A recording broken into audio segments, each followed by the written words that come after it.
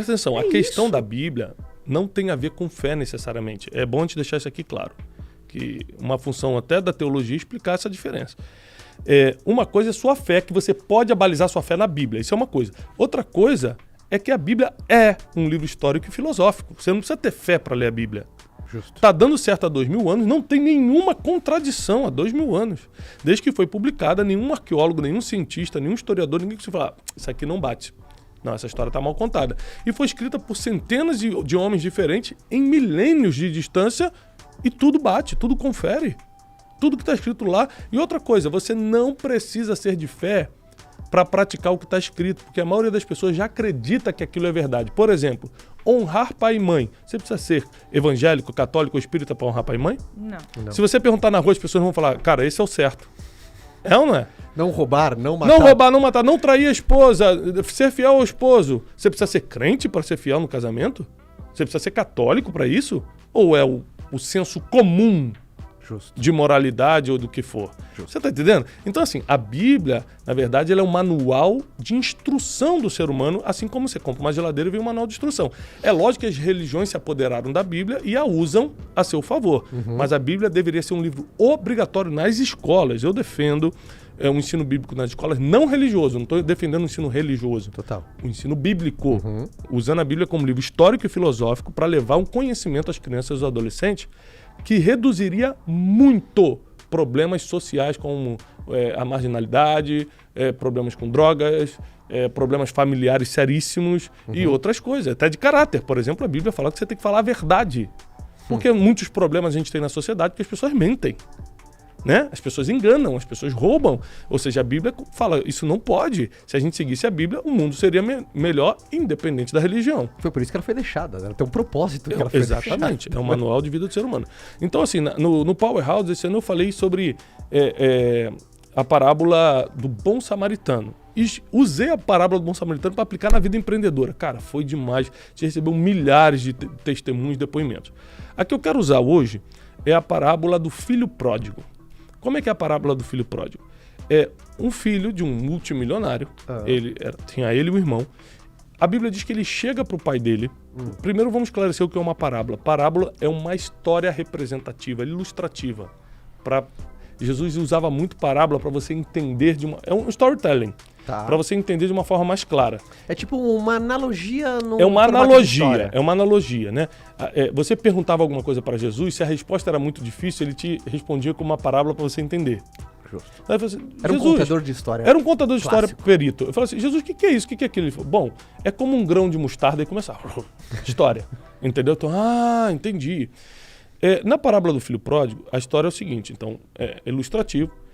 O filho chega para o pai, um dos dois filhos, chega para o pai, o mais novo, fala assim, pai, me dá uma parte da minha herança. O pai era multimilionário, eu quero a minha parte da herança agora. E tem um versículo em Provérbios, que é o livro de Salomão, o homem mais sábio e mais rico historicamente que já passou, que diz que a maldição, quando é adiantada, a herança, quando é adiantada, vem a ser uma maldição. Então, herança é bom? Trabalhei a vida toda, eu quero deixar uma herança para meus filhos. Mas adiantada vira maldição. Tá na Bíblia. Toda vez que você descumpre um princípio bíblico, você vai pagar um preço, acreditando ou não acreditando. Tiago, eu não acredito nisso. Você pode não acreditar, mas vai pagar o preço do mesmo jeito. Justo. É histórico, é estatística. Você não acredita na Bíblia, então você acredita em matemática? Pega por estatística. Quem cumpriu o princípio como está, quem descumpriu os princípios bíblicos como está. Pega por estatística, então, vamos na matemática. Então, esse homem, ele adiantou a herança. Então está na Bíblia que ele atraiu uma maldição para a vida dele. Então ele pega a herança, parte dele, e a Bíblia diz que ele vai para uma terra muito distante e começa a gastar todo esse dinheiro com mulheres, prostituição, com amigos, com jogos, com tudo aquilo que o ganhador da Mega Sena faz. Porque dinheiro fácil faz você gastar fácil. Você não tem um ganhador da Mega Sena de pé. Os caras estão tudo quebrado. Então ele começou a gastar com isso. Você já viu um cara quebrado se levantar? Já. Pô, eu estava quebrado, me levantei. A Bíblia diz que ele quebrou. Dava para se levantar? Dava. O problema é que ele não conseguiu prever o futuro, porque ser humano não prevê futuro. Deus sim. E no futuro, a Bíblia diz que estava vindo uma grande fome sobre a terra. Então qual o problema? Ele quebrou como se fosse no meio da depressão de 29 ou do coronavírus 2020. Não tinha para onde correr. Ele quebrou e não tinha para onde correr, não tinha da onde levantar recurso. Então ele começou a desejar comer comida de porco, ele começou a ser muito humilhado. Claro, os amigos desapareceram, eram amigos do dinheiro, as prostitutas foram embora, acabou o dinheiro, acabou tudo. Aí a Bíblia diz que ele cruza os braços no meio de um chiqueiro, olhando para a comida de porco, pensando em comer a comida do porco. E fala assim, caramba, eu tô aqui tentando comer comida de porco e os empregados da casa do meu pai comem muito melhor do que isso. Já sei o que eu vou fazer. Aí a Bíblia diz assim, ó, caindo em si, ou seja, a ficha caiu. Caindo em si, pensou, levantar-me-ei, irei ter com meu pai e direi assim, 2 pontos. Pai, pequei contra os céus, pequei contra ti, não sou digno de ser chamado teu filho, trata-me como eu fosse um dos teus empregados. Ou seja, eu sei que a droga que eu fiz foi tão grande, não precisa mais me assumir como filho, não. Deixa eu voltar como empregado, que eu sei que eu vou viver melhor do que eu estou vivendo lá. Aí a Bíblia diz no outro versículo, levantou-se e foi. Chegando lá, o pai abraçou ele, falou, que isso, você é meu filho, recebeu de volta, botou um anel de ouro nele, botou roupa de linho e falou, você matou o melhor cordeiro que tinha e fez um banquete. Moral da história. Ele cria um problema e não tem nessa parábola uma oração, um pedido de socorro a Deus, não tem um anjo descendo para ajudar. Ele cria o problema e resolve sozinho. Então o que acontece? Eu uso essa parábola para te ensinar. Você resolve o problema que você criou e Deus resolve os que você não criou. Uau. Então tem problema que você não criou. Tem diagnóstico que chegou na tua vida que não foi uma má alimentação, foi coisa do destino, aconteceu. Então isso é com Deus. É impossível, não foi você, é com Deus. Agora, se eu posso pedir perdão para alguém que está ferido comigo, eu peço e resolvo, ao invés de falar, Deus, vai lá, dá um jeito nessa relação. Não é assim que funciona. Não é para ficar terceirizando, né? Não dá para terceirizar a fé, não dá para terceirizar. Você não manda em Deus. Você cumpre princípio e ele move em cima dos princípios, e não em cima de você. Só que se você estiver conectado aos princípios, aí ele está ao seu favor, porque você está praticando o que ele escreveu e está 2000 anos escrito a mesma coisa, não muda. Então, o que esse cara fez? Ele cai em si. A primeira coisa que tem que acontecer quando você se mete num problema é cair a ficha. Caramba, eu fiz isso. E olha que essas conexões são muito fortes, né? Olha que legal. Primeira sacada que você pegou dessa parábola é o primeiro passo da mudança é o reconhecimento. Primeira coisa. Já é o primeiro ensinamento que vem nessa parábola. Tem que cair a ficha. Tem que cair a ficha. E você tem que reconhecer que a culpa é sua. Negócio de terceirizar. Mas tô assim também porque o governo... Não, tô assim porque meu pai me abandonou. Não, tô assim porque o Caio não deu o conteúdo direito. O famoso vitimismo, né? O coitadismo e tal. Foi ele, não foi ninguém. Fui eu que errei. Então ele falou assim, ele caindo em si disse, aí o segundo passo ele planejou. A Bíblia diz que ele fala assim, então, o que eu vou fazer? Vou levantar, ele começa a planejar. Sabe aquele pensamento? Cara, eu vou lá, vou fazer isso, vou fazer aquilo. Foi o que ele fez. Vou lá, vou falar com meu pai assim, assim. Ele ensaiou o que ia fazer. Próximo passo, levantou-se e foi. Foi lá e fez mesmo. Então, cair em si, que é reconhecer, planejar como você vai sair dali. Terceiro, fazer. Então ele cria o problema e resolve. E detalhe, volta melhor do que antes.